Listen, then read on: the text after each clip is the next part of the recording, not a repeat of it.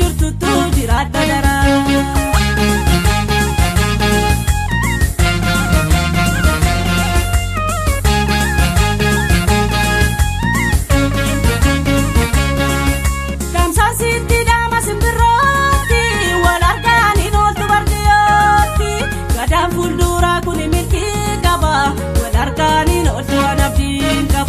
Gadaan fuulduraa kun milkii qaba, wal argaaniin oolchuun abdiin qaba.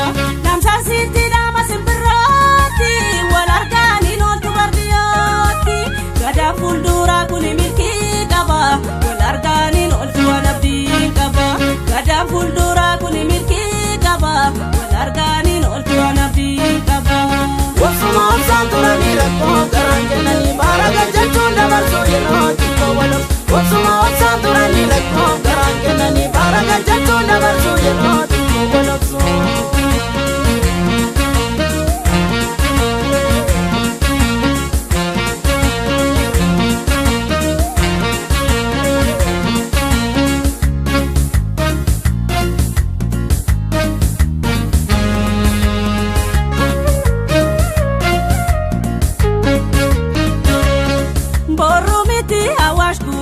Jalalaka ole bulu sabju koti suman arga.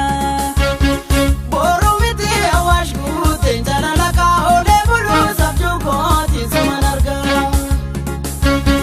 Borumiti awash gute jalalaka ole bulu sabju koti suman arga. Borumiti awash gute jalalaka ole bulu sabju koti suman arga.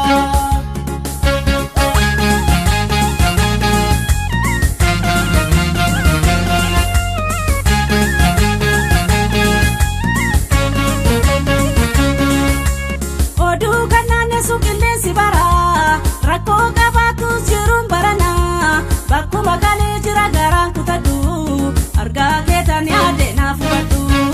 Bakkuma kalee jira garaan kutadhu, argaa keetan yaade naaf hubadhu.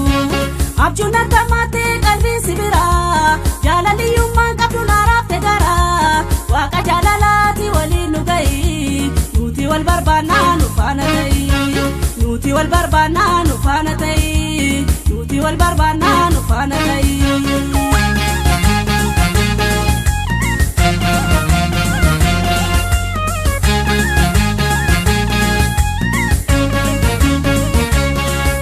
Bika jaalalaa sirratti meekee, foolii kee bareeda lalateekee. Alaalaa wal yaadu nangayoo miti, yeroonis dhiyaate fagoo miti. Alaalaa